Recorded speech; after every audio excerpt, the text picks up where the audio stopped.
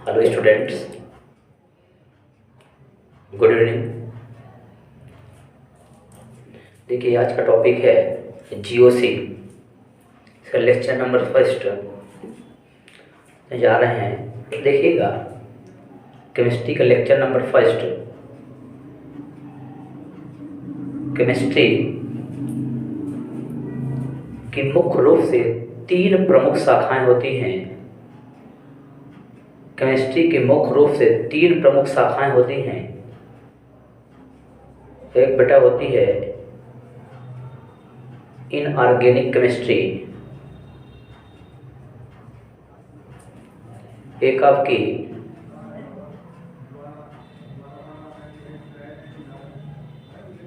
Organic chemistry, और आपकी next बेटा होती है फिजिकल केमिस्ट्री।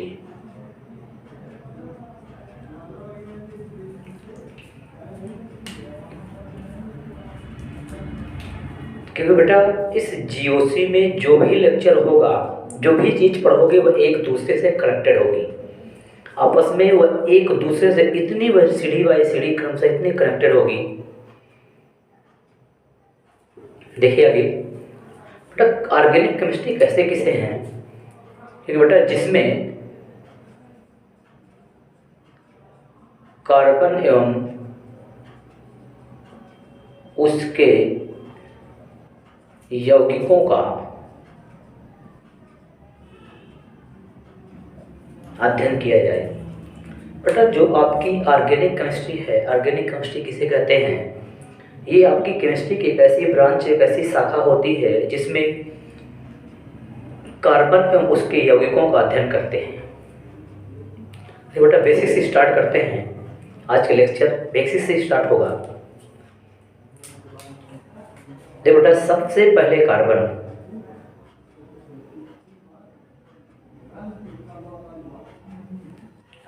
बेटा कार्बन एक प्रकार का तत्व है, ध्यान से सुनिएगा बेटा। कार्बन एक प्रकार का तत्व है, एक तत्व है जिसका परमाणु क्रमांक, कार्बन एक तत्व है जिसका सिंबल, जिसका प्रतीक सी होता है। नंबर फर्स्ट पॉइंट सुनिएगा, ये बेटा कार्बन एक अधातु है जिसको नॉन मेटल भी कहते हैं। कार्बन एक अधातु है जिसको नॉन मेटल भी कहते हैं। सेकंड पॉइंट सुनिएगा बेटा, इसका जो परमाणु क्रमांक, इसका जो परमाणु क्रमांक होता है वो इसका परमाणु क्रमांक 6 है।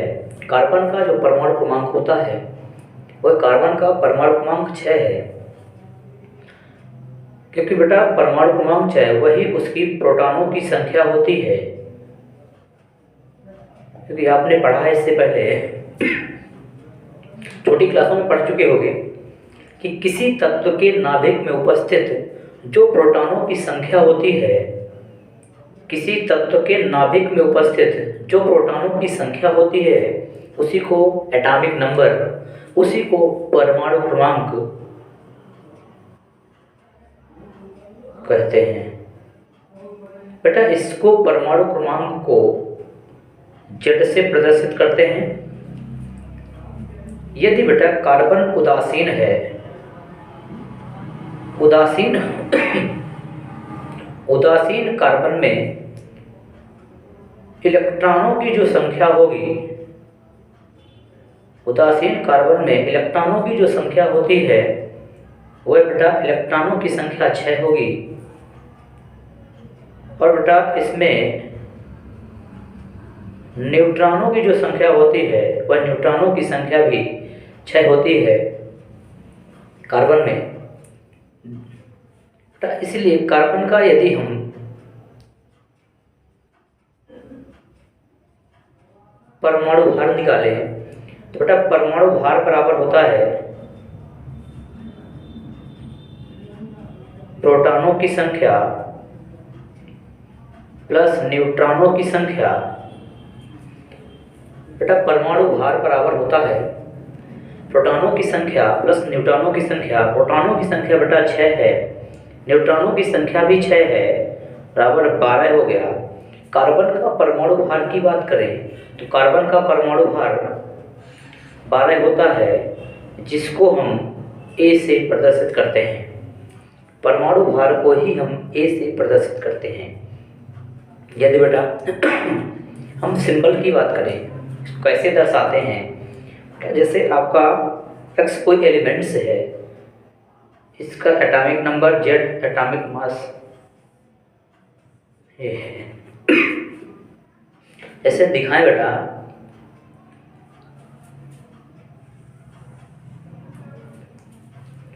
अगर हम कोशिश करें इसको दिखाने की, बेटा carbon symbol C, atomic number 6, atomic mass 12 है। ये बेटा जो है ये आपका एटॉमिक नंबर है, ये आपका क्या है, एटॉमिक मास है। यदि बेटा कार्बन के इलेक्ट्रॉनिक विन्यास की बात करें,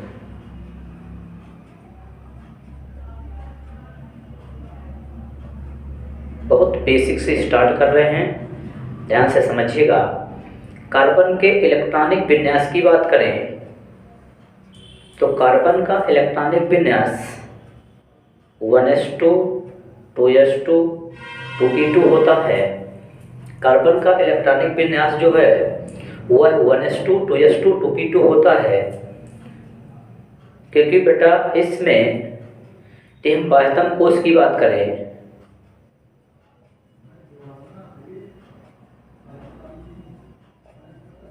कार्बन के बाह्यतम कोश में 4 इलेक्ट्रॉन होते हैं। अब देखिए बेटा, ये कार्बन का इलेक्ट्रॉनिक विन्यास 1s2 2s2 2p होता है। इसके बाह्यतम कोश में 4 इलेक्ट्रॉन होते हैं। जैसे या तो बेटा सिंपल छोटी सी क्लासों में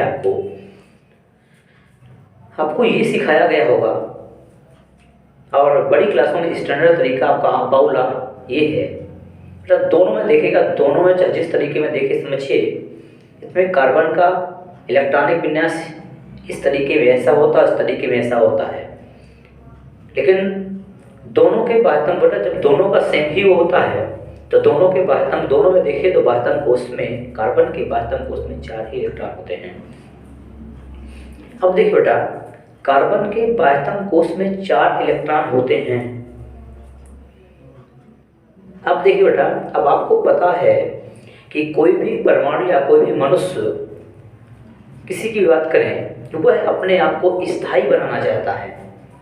अपने आप को जब स्थायी बनाना चाहता है तो कोई परमाणु जब बेटा स्थायी अपने आप को बनाएगा तो स्थायी बनाने के लिए या तो इलेक्ट्रॉन को दान करता है या तो इलेक्ट्रॉन को ग्रहण करता है।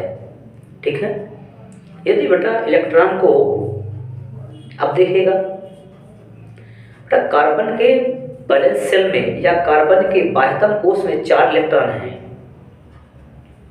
ठीक है बेटा, जब कार्बन अपने बाह्यतम कोश में जब उसके 4 इलेक्ट्रॉन हैं तो वह अपने आप को स्थायी बनाने का, अब कोई परमाणु जो स्थायी बनाना चाहता है तो इलेक्ट्रॉन को दान करता है या इलेक्ट्रॉन को ग्रहण करता है।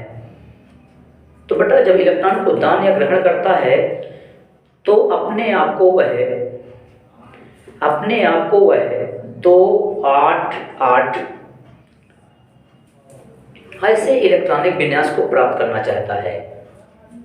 अक्रिय गैस की तरह बनना चाहता है। पूछो सर अक्रिय गैस क्या होता है? अक्रिय गैस जो तत्व होते हैं बेटा, उस अक्रिय गैस तत्व के सभी कोष पूर्ण रूप से फुल होते हैं। जितने भी बेटा उसमें कोष होते हैं सिर्फ पूर्ण रूप से क्या होते हैं, फुल होते हैं। इसीलिए वो स्थायी होते हैं और इसीलिए उनकी वैलेंसी हमेशा शून्य होती है। इसी प्रकार बेटा कार्बन, जरा गौर सुनिएगा बड़े प्यार से। बेटा जो कार्बन होता है ना, कार्बन के वैलेंस शेल में 4 इलेक्ट्रॉन हैं बेटा। कार्बन का वैलेंस शेल बाह्यतम कोश जो है उसमें 4 इलेक्ट्रॉन्स हैं। कार्बन अपने 4 इलेक्ट्रॉन इसके पास हैं बेटा। ध्यान से देखना, कार्बन का इलेक्ट्रॉनिक विन्यास 1s2 2s2 2p2 ये ले लो, चाहे 2,4 ले लो, चाहे दोनों समझिए, कोई दिक्कत नहीं है बेटा। जब कार्बन के पास ऑप्शन 2 होते हैं, ध्यान से सुनिएगा बड़े प्यार से बेटा। कार्बन ऑप्शन फर्स्ट और ऑप्शन सेकंड बट ऑप्शन 2 होते हैं, एक ऑप्शन फर्स्ट होता है, एक ऑप्शन सेकंड होता है। ऑप्शन फर्स्ट में क्या होता है बेटा, जो कार्बन होता है ना, कार्बन ऑप्शन फर्स्ट में क्या करता है बेटा, कार्बन जो होगा, कार्बन जब वह है, अब आपको पता होना चाहिए कार्बन के बाह्यतम कोश में 4 इलेक्ट्रॉन हैं, तो जब वह अक्रिय गैस की तरह बनना चाहेगा तो उसके पास कितने इलेक्ट्रॉन हैं? 8। तभी तो उसका कक्षा पूर्ण रूप से भरा हुआ है। अब इसके पास बाह्यतम कोश में 4 इलेक्ट्रॉन हैं, तो बेटा 4 हैं तो ये क्या करेगा, या तो 4 इलेक्ट्रॉन को दान करेगा या तो 4 इलेक्ट्रॉन को ग्रहण करेगा। बेटा जब यह 4 इलेक्ट्रॉन दान करता है, कार्बन जब 4 इलेक्ट्रॉन को डोनेट करता है, जब कार्बन 4 इलेक्ट्रॉन का दान करता है, तो बेटा कार्बन जब 4 इलेक्ट्रॉन को दान करता है तब ये C4+ बनाता है, क्योंकि कोई भी परमाणु जब इलेक्ट्रॉन को डोनेट करता है, किसी और को इलेक्ट्रॉन को देता है, उस परमाणु पर पॉजिटिव चार्ज आता है। अब देखिए बेटा, जब यह इलेक्ट्रॉन को दान करेगा 4 C4+ आएगा, जो कि बनाता है धन आयन, इसे बोलते हैं केटायन। ऑप्शन नंबर फर्स्ट है। ऑप्शन ए बेटा, ऑप्शन नंबर सेकंड है। ऑप्शन नंबर सेकंड में जब वह 4 इलेक्ट्रॉन उसके पास थे तो उसने त्याग दिया। ऑप्शन नंबर सेकंड में जब वह 4 इलेक्ट्रॉन को ग्रहण करता है, ये बात समझ में आ रही है ना, कोई बात नहीं। तो जब वह 4 इलेक्ट्रॉन को जब ग्रहण करेगा तो बेटा वह बनाएगा C4-। C4- मतलब वह बनाता है रेड आयन, इसे कहते हैं एनायन। मेरी बात समझ में यहाँ तक? ओके। तो बेटा कार्बन के पास 4 इलेक्ट्रॉन, फिर से अगेन रिपीट करते हैं। कार्बन के वैलेंस शेल में 4 इलेक्ट्रॉन, किसी परमाणु के पास जितने बाह्यतम कोश में जितने इलेक्ट्रॉन होते हैं वह हमेशा अपने आप को स्थायी बनाएगा। स्थायी बनाने के लिए या तो इलेक्ट्रॉन को डोनेट करता है या तो इलेक्ट्रॉन को एक्सेप्ट करता है। एज एग्जाम्पल फॉर बेटा सोडियम का एटॉमिक नंबर 11 होता है, इलेक्ट्रॉनिक कॉन्फ़िगरेशन 2 8 1 होता है। बेटा इस सोडियम के वैलेंस शेल में एक इलेक्ट्रॉन है। अब सोडियम अपने आप को एक स्थायी बनाना चाहेगा। जब स्थायी बनाना चाहता है वह, तो वह बेटा या तो इलेक्ट्रॉन को त्याग करेगा या तो इलेक्ट्रॉन को ग्रहण करेगा। ग्रहण करने के लिए उसके पास इतनी क्षमता नहीं है किसी और के 7 इलेक्ट्रॉन को ग्रहण कर पाए। जब बेटा वह किसी और के 7 इलेक्ट्रॉन को ग्रहण नहीं कर सकता तो सोडियम अपने इलेक्ट्रॉन को, एक इलेक्ट्रॉन को त्याग देता है और बनाता है Na+ बन गया, तो उसका इलेक्ट्रॉनिक विन्यास हो गया 2,8। वह स्थायी हो गया और 2,8 बन गया तो किसका परमाणु क्रमांक होता है? 10। किसका होता है? नियॉन का बन गया। अपने पास वाले अक्रिय गैस की तरह बन गया। बेटा जब अपने पास वाले अक्रिय गैस की तरह बन गया वह स्थायी हो गया, क्योंकि जो नोबेल गैस होती है, नोबेल गैस की जब कोश उनका पूर्ण रूप से भरा हुआ होता है तो वैलेंसी में उनकी शून्य होती है। ये सोडियम होता है। अब देखिए बेटा नेक्स्ट आगे पहुंचते हैं। ये मेरी बात समझ में आई सभी को?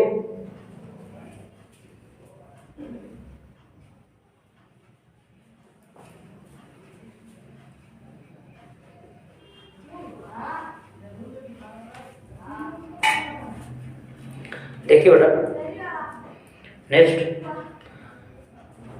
अब फैक्ट सुनिएगा।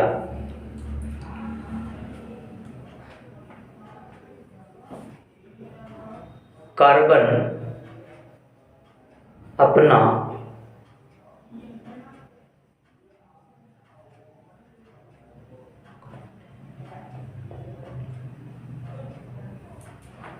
अपना अष्टक पूर्ण करने के लिए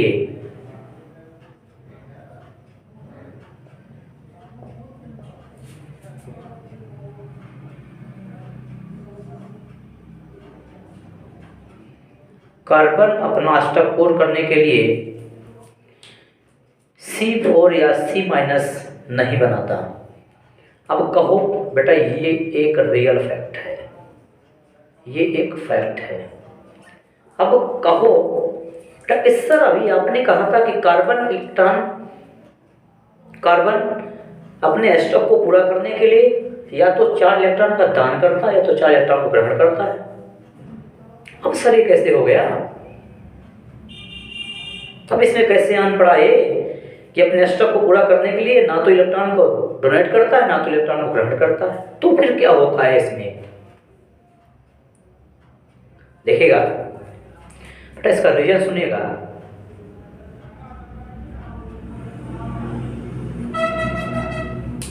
रीजन बड़ा लाजवाब है।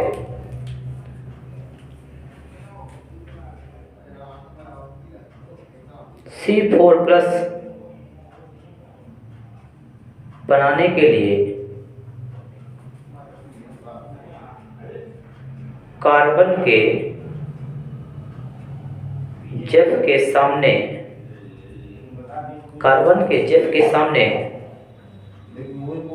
4 इलेक्ट्रॉन दान करना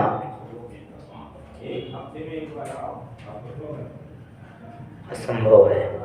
अब बताइए, क्या कह रहा है कि C4+ बनाने के लिए कार्बन के जेफ के सामने 4 इलेक्ट्रॉन दान करना असंभव है। कैसे? देखो बेटा, यहां समझा देते हैं। देखिएगा,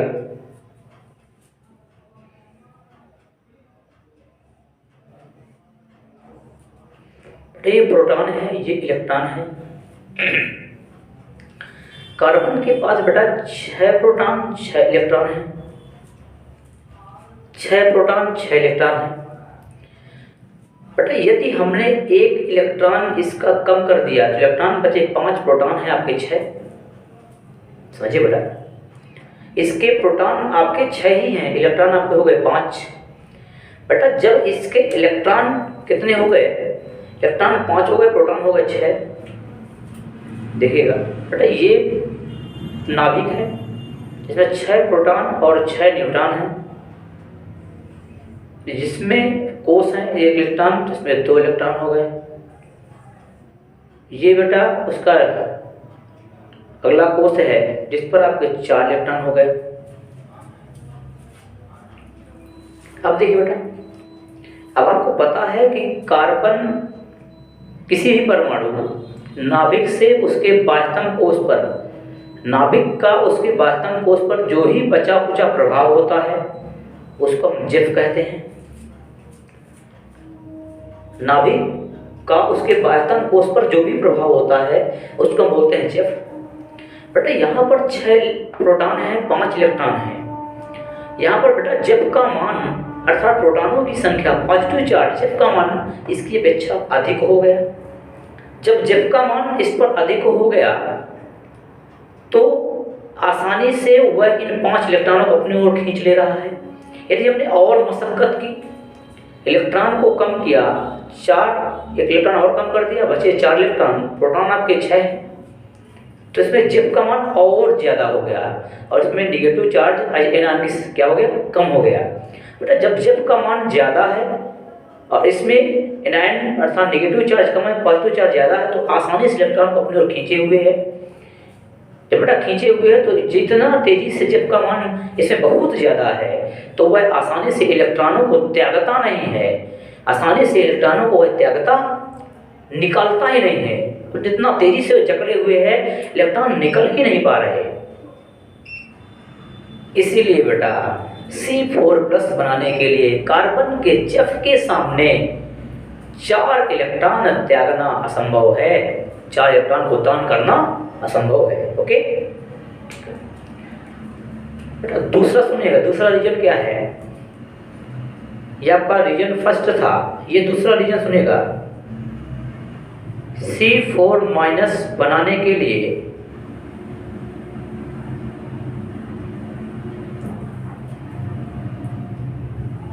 6 प्रोटॉन वाले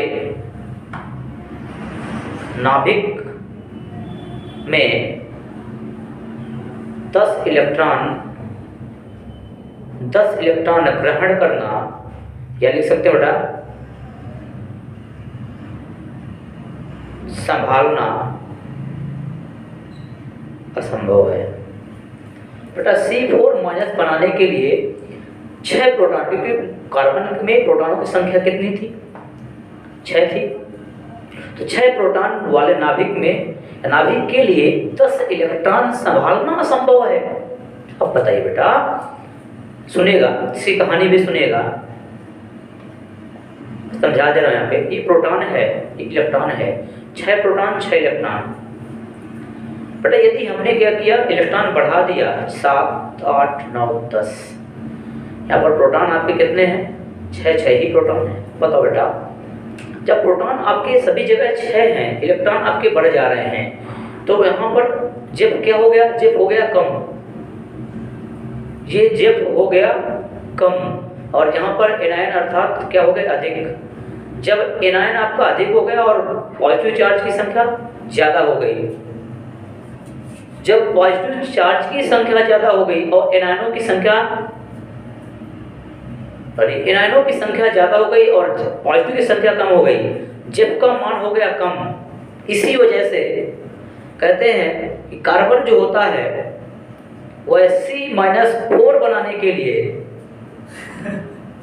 वह 6 प्रोटॉन वाले नाभिक में उसके लिए 10 इलेक्ट्रॉन संभालना असंभव होता है। परमाणु क्रमांक उसका है 6 और वह 10 इलेक्ट्रॉनों को आसानी से संभाल नहीं पाएगा। जब 10 इलेक्ट्रॉनों को आसानी से संभाल नहीं पाएगा, इसीलिए ये है उसका ऑप्शन सेकंड, वो भी हो जाता है फेल। बेटा जब वह C4- बनाने के लिए 10 इलेक्ट्रॉन उसके लिए संभालना असंभव है। अब बताइए, लेकिन सर अभी आपने तो बोला था कि 4 इलेक्ट्रॉन को वह दान कर सकता है, 4 इलेक्ट्रॉन को ग्रहण कर सकता है। अब इसमें आ गया कि ना तो वह 4 इलेक्ट्रॉन को दान कर सकता है, ना तो ग्रहण कर सकता है, दोनों फेल। तो बेटा क्या करता है? तो बेटा कार्बन क्या करता है? जब वह ना तो इलेक्ट्रॉन को दान करता है, ना तो इलेक्ट्रॉन का त्याग करता है, तो क्या करता है? तो बेटा जब वह ना तो इलेक्ट्रॉन का दान करेगा, ना तो इलेक्ट्रॉन का त्याग करता है, तो कार्बन जो होता है,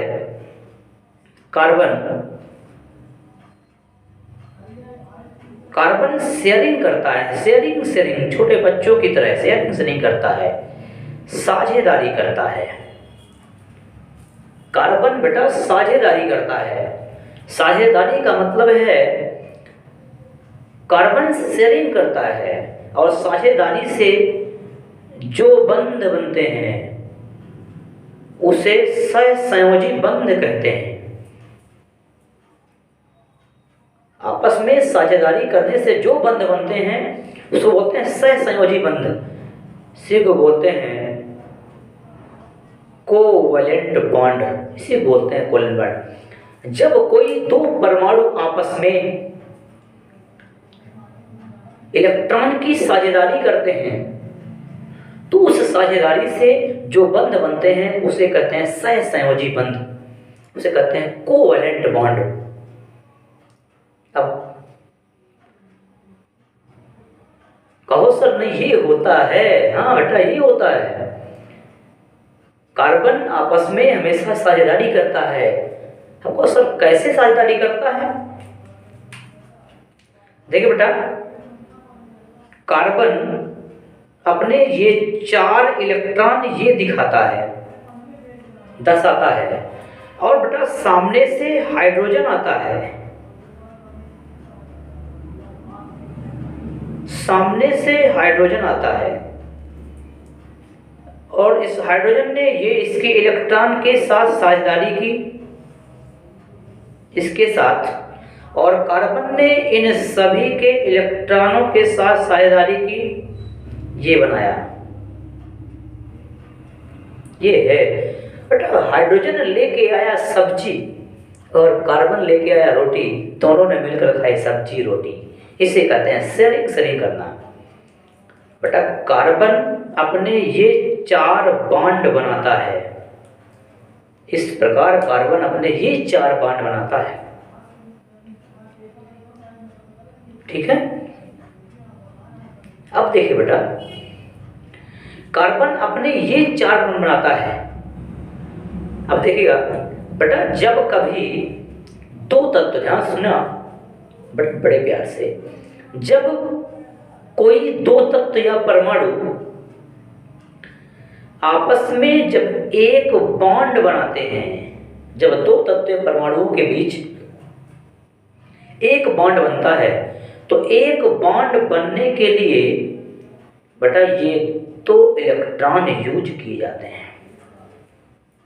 एक बॉन्ड में मैक्सिमम 2 इलेक्ट्रॉन लिए जाते हैं।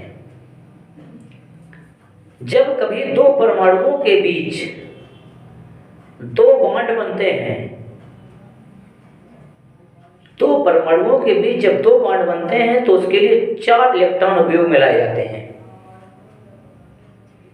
ओके। जब बेटा किसी 2 तत्वों या परमाणुओं के बीच 3 बॉन्ड बन रहा हो तो उसके लिए 6 इलेक्ट्रॉन उपयोग में लाए जाते हैं। ये है। ओके। देखिए बेटा नेक्स्ट,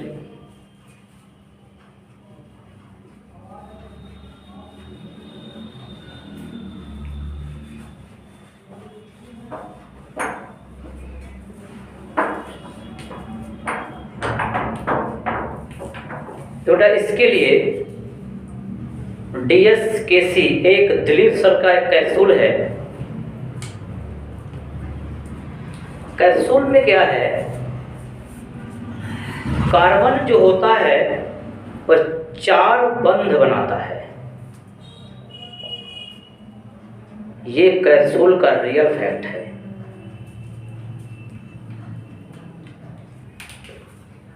सुनिएगा,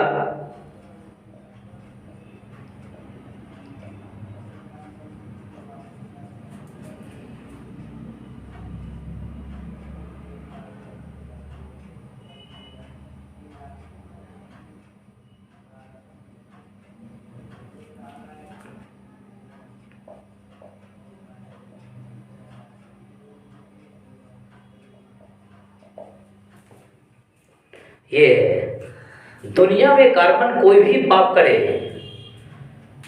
कार्बन जो है दुनिया में कोई भी NXYZ कोई भी पाप करता है, लेकिन कभी भी 5 बंध नहीं बनाता। कार्बन चाहे कट जाए, चाहे मर जाए, कुछ भी हो जाए, लेकिन कभी भी वह 5 बंध नहीं बना सकता। क्योंकि अगर कार्बन ने जिस दिन 5 बॉन्ड किसी के साथ बनाया, उस दिन कार्बन की वो जिंदगी हो जाती है खराब। ये है DSKC। तो बेटा कार्बन यदि 3 बॉन्ड बनाता है, इससे पहले भी ये आपको मैकेनिज्म में पढ़ा चुका हूं। कार्बन यदि कभी 3 बॉन्ड बनाता है, तो बेटा जब कार्बन 3 बॉन्ड बनाता है तो उस पर एक बॉन्ड रह जाता है खाली। जब एक बॉन्ड नहीं होता तो इसका मतलब उस कार्बन पर एक फ्री रेडिकल, एक मुक्त मूलक इलेक्ट्रॉन उस पर प्रेजेंट होता है। इससे पहले भी मैं डीएसकेसी में आपको 3 चीजें लिखा चुका हूं। 3 चीजें क्या लिखाया था, गौर करिएगा। यदि बेटा किसी समूह या परमाणु किसी समूह पर पॉजिटिव चार्ज होता है, इसका मतलब है, पॉजिटिव चार्ज का मतलब है उसने अपना स्वयं का इलेक्ट्रॉन, खुद का इलेक्ट्रॉन किसी और को डोनेट कर दिया। और यदि किसी कार्बन पर, किसी समूह पर यदि मुक्त मूलक होता है, मुक्त मूलक का मतलब है कि कार्बन का स्वयं का खुद का इलेक्ट्रॉन उस पर प्रेजेंट है। और यदि किसी समूह पर नेगेटिव चार्ज होता है, इस नेगेटिव चार्ज का मतलब है कि एक कार्बन का स्वयं का इलेक्ट्रॉन और एक सामने वाले का इलेक्ट्रॉन इस पर प्रेजेंट है। ये 3 आपको डीएसकेसी में, आपको कैप्सूल में पहले पढ़ाए जा चुके हैं।